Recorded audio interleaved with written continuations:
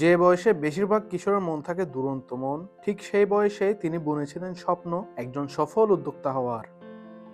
বাবার দেওয়া মাত্র ৫,০০০ টাকাই ছিল তার পুঁজি। আজ তার খামারে চলছে কোটি টাকার লেনদেন। পরিচয় করিয়ে দিচ্ছি একজন স্বপ্নবাজ তরুণ উদ্যোক্তা সাখাওয়াত হোসেন সাগরকে। নরসিংদী জেলার শিবপুর উপজেলার দুলালপুর ইউনিয়নের প্রত্যন্ত অঞ্চলের বাসিন্দা জনাব সাখাওয়াত হোসেন সাগর। তরুণ এই উদ্যোক্তা ২০০০ সালে এসএসসি পরীক্ষার্থী থাকা অবস্থায় প্রথম শুরু করেন লেয়ার মুরগির ব্যবসা।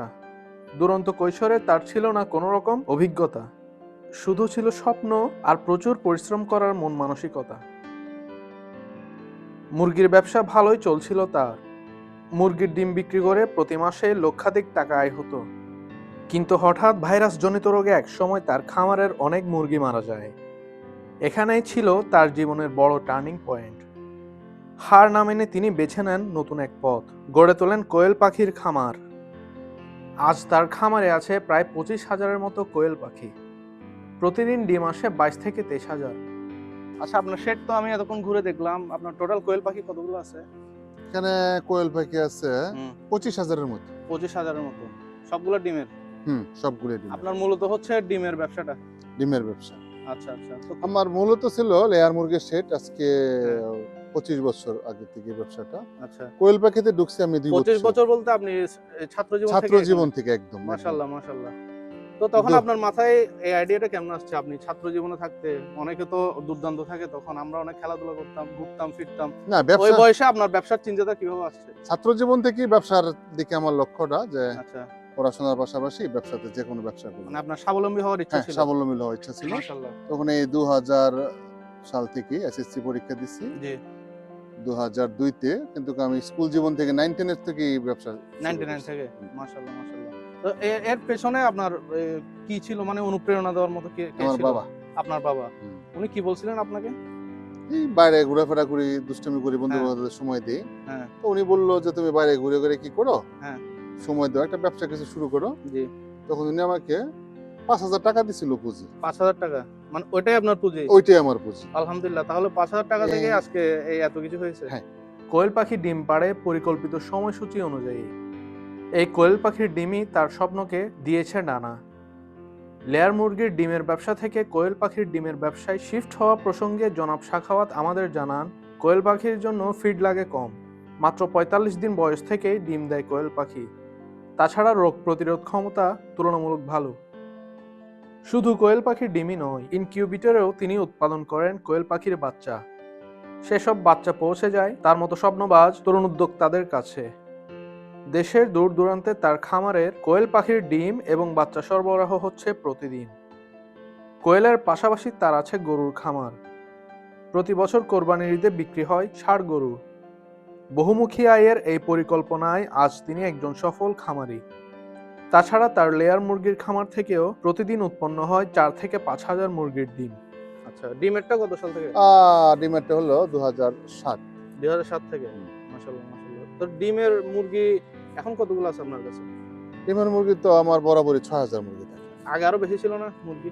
১০,০০০ ছিল। ১০,০০০ ছিল, কমায় ফেলছেন? কমায় এখন ফেলছি। কোয়েল পাখিটা বাড়াচ্ছেন? এখন কোয়েল পাখিটা বানাচ্ছি। কোয়েল পাখিটা কি মানে বেশি লাভজনক মুরগির চাইতে? কোয়েল পাখিটা গত বছর তো খুব লাভজনক গেছে।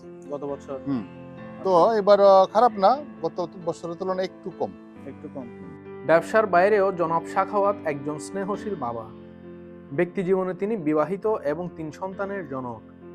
সন্তানদের সঙ্গে তার সম্পর্ক অত্যন্ত বন্ধুত্বপূর্ণ। নিজের উপার্জিত অর্থে গড়ে তুলেছেন নিজের বাড়ি। বাড়ির উঠানে লাগিয়েছেন বিভিন্ন প্রজাতির ফুল ও ফলের গাছ। এ যেন সরলতার মধ্যে স্বস্তি আর পরিশ্রমের মধ্যেই সম্মান। তো আপনার কোয়েল পাখি কতগুলো আছে এখানে ফার্মের মধ্যে? সরি, মানে প্রত্যেকদিন কতগুলো ডিম দেয়? ২২,০০০, ২৩,০০০। ২২,০০০ ২৩,০০০ ডিম দেয়। এগুলো কি সারা বাংলাদেশে আপনি সেল দেন? চট্টগ্রাম যায়, কক্সবাজার যায়, ঢাকা যায়, সিলেট যায়। ওই যে এখানে ডিম এগুলো চলে যাবে। এগুলো সব ডিম না? হুম। আচ্ছা আচ্ছা। এখানে কতগুলো আছে? এখানে আছে এগুলো কি আপনার ৩ শেড মিলিয়ে? না, এটাই শেডের। আচ্ছা, এটাই শেডের। প্রত্যেক শেডের ডিম আলাদা আলাদা। ও মাশাআল্লাহ মাশাআল্লাহ। এখানে আছে কত ২৫-৩০,০০০ ডিম আছে তো এখানে। আপনার তো আমি গরুও দেখলাম, গরুর কি অবস্থা? হ্যাঁ, গরুর খামারও আছে। গরুর খামারে আমার ২০টা গরু পালি আমি। আচ্ছা আচ্ছা। আমার এখানে হলো লেয়ার মুরগ, কোয়েল পাখি প্লাস হলো গরুর খামার। গরুর খামার। এগুলো কি দুধের গরু নাকি ষাঁড় গরু? না, এগুলা হলো মাংসের। তাহলে তো এগুলো কুরবানির ঈদে আপনি কুরবানি ঈদে সেল দিই। কুরবানির ঈদে সেল কেমন যায়? সেল তো ভালোই হয়, ভালোই বাজার হয় না? কখনো ভালো হয় কখনো মাশাআল্লাহ, মন্দ হয়। মাশাআল্লাহ। না, দেখে ভালো লাগতেছে। আপনি মানুষ আসলে গ্রাম থেকে শহরমুখী হয়, কিন্তু আপনি গ্রামে থেকে আল্লাহর মধ্যে মাশাআল্লাহ এত কিছু করতে পারছেন। তো এটা দেখে আমি ভালো লাগতেছে। আমি ভাবলাম আমার দর্শকদের উদ্দেশ্যে তুলে ধরবো আপনার এই স্বাবলম্বী হওয়ার গল্পটা। দর্শকরাও আপনার এই গল্প শুনে অনুপ্রাণিত হবেন ইনশাআল্লাহ। যে কোনো হুম, যার যেটা পেশা, পেশাকে বড় করে দেখতে হবে। বড় করে দেখতে এটা হলো হবে। মূল কথা। যে আমরা যেই পেশাতে আছি, হুম, আমরা স্বাবলম্বী হওয়ার জন্য যেটাই করি, ছোট করে দেখার সুযোগ নেই। সুযোগ নেই। চাওলা যদি চা বিক্রি করে ওইটার দিকে তার মনোযোগ দিতে হবে। অবশ্যই। আমি এই ব্যবসা বেছে নিচ্ছি, আমার এটাই মনোযোগ দিতে হবে। আর যদি কোনো ভাই বোন করতে চায়, মনোযোগ সহকারে করতে হবে, ভালো হবে ইনশাআল্লাহ। আপনি কি এটা নিয়ে কোনো ট্রেনিং করছেন নাকি? না কোন ট্রেনিং, তখন তো ট্রেনিং করেন না? ছিল না। আচ্ছা, ছিল না। আমরা যখন এই ব্যবসাতে তখন তো ট্রেনিং বলতে কোনো কিছু ছিল না। আচ্ছা, এখন চাইলে যারা করতে ইচ্ছুক তারা চাইলে ট্রেনিং করে হ্যাঁ, করতে পারে? সরকারি ভাবে তো ট্রেনিং দেওয়া হয়। সরকারিভাবে ট্রেনিং দেওয়া যুব হয়? উন্নয়নে ট্রেনিং দেওয়া হয়, গরু আচ্ছা, পালা, হাঁস পালা, মোরগ পালা। আচ্ছা, আচ্ছা। গভর্নমেন্ট তো ট্রেনিং দিচ্ছে এবং সার্টিফিকেট দিচ্ছে, প্লাস টাকাও দিচ্ছে। আচ্ছা। তো আপনার এখানে শেডে আমি কিছু দেখলাম, ফার্টিলাইজার দেখলাম, মেডিসিনও দেখলাম। আপনার কি মেডিসিনের ব্যবসা আছে? হ্যাঁ, মেডিসিনের ব্যবসা আছে? মেডিসিনের ব্যবসা আছে। কি ওষুধ আপনার পশু পাখির? পশু পাখি। আচ্ছা, আচ্ছা। ওটা কি অবস্থা? মেডিসিনের ব্যবসা খারাপ না, যেহেতু আমি হুম। 2-3টা কোম্পানির ডিলার খাবার দিই। 2-3টা কোম্পানির ডিলার আছে? 3টা কোম্পানি, প্যারাকন, আচ্ছা। এপি, তারপরে হলো চেরিশ। চেরিশ। 3টা ফিডের ডিলার, প্যারাকনের ডিলার। মানে যারা খামারিরা আছে তারা আপনার কাছ থেকে বাচ্চা নেয়, ওষুধ নেয়, খাবার নেয়, ও সব নেয়। মুরগির বাচ্চা নেই? মুরগির বাচ্চা, কোয়েলের বাচ্চা, কোয়েলের ওষুধ, মুরগির আচ্ছা। ওষুধ, এটা পালতে গেলে যা লাগে সবই আমি দিই। প্রতিদিন নিজ গ্রামেই শুরু হয় তার সকাল।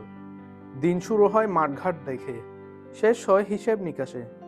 প্রতিটি ধাপে আছে পরিকল্পনা, ফিড, স্বাস্থ্য পরীক্ষা, উৎপাদন, সংরক্ষণ, সরবরাহ, সবকিছুই হয় সময় মতো। এভাবে গড়ে ওঠে একজন সফল খামারি। এজন্যই গুণীজনরা বলেছেন, consistency is the real scale. মুরগির থেকে ডিম কতগুলো আসে প্রতিদিন? প্রতিদিন তো 6,000 মুরগি থেকে ডিম আসছিল 5,000 প্লাস, 5,500। 5,500। প্রোডাকশনটা আসলে একরকম থাকে না তো। হুম, 92, 93, 94, 95%। হুম, আবার কখনো কখনো 80%ও নেমে যায়। হুম। ওয়েদারের উপরে নির্ভর করে অনেকটা। ডিমের বিষয়টা হলো ওয়েদারের উপরে নির্ভর করে। কিশোর বয়সের স্বপ্ন যখন পরিশ্রমে মিশে যায়, তখনই জন্ম নেয় সাফল্য। সাখাওয়াত হোসেন সাগরের গল্প আমাদের শেখায়, জীবনে প্রতিবন্ধকতা আসবেই, কিন্তু থেমে গেলে চলবে না। প্রতিদিন শিখুন, বদলান, আবার ঘুরে দাঁড়ান। ঠিক আছে, যাক ভাই, দোয়া করি ইনশাল্লাহ আপনার ব্যবসা যেন আল্লাহ তাআলা বরকত দান করেন, এবং আপনাকে দেখেও যেন আমার দর্শকরা যেন অনুপ্রাণিত হয়। আমি সবার কাছে অনুরোধ করব, ভিডিওটি আপনারা দেখবেন, দেখে আপনারা যারা বেকার আছেন বর্তমানে, আপনারা বেকারত্ব দূর করার জন্য এগুলো করতে পারেন। এগুলো খুবই ভালো ব্যবসা, মানে খামারের ব্যবসা, পোল্ট্রি ব্যবসা, কোয়েল পাখির ব্যবসা বর্তমানে বাংলাদেশে চাহিদায় অনেক তুঙ্গে আছে। তো সবাই চাইলে করতে পারেন।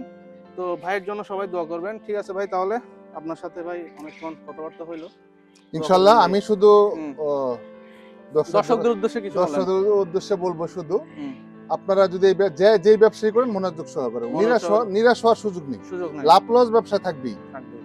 সকল ব্যবসা আল্লাহ ব্যবসায়ীর জন্য হালাল, যেটা লাভ লস আছে। আচ্ছা। লাভ লস ভাঙে পড়লে চলবে না, এটাতে বাইজা থাকতে হবে, করতে হবে শেষ পর্যন্ত ইনশাআল্লাহ, ইনশাআল্লাহ। ইনশাআল্লাহ। আসসালামু আলাইকুম। আসসালামু আলাইকুম। তো দর্শক, আজ এ পর্যন্তই। ভিডিওটি ভালো লাগলে আমার চ্যানেলটি সবাইকে সাবস্ক্রাইব করার অনুরোধ রইল। সবাই ভালো থাকবেন এবং সুস্থ থাকবেন। সবাইকে ধন্যবাদ জানিয়ে আমি আজকের ভিডিওটি শেষ করছি। আল্লাহ হাফেজ। আসসালামু আলাইকুম ওয়া রাহমাতুল্লাহ।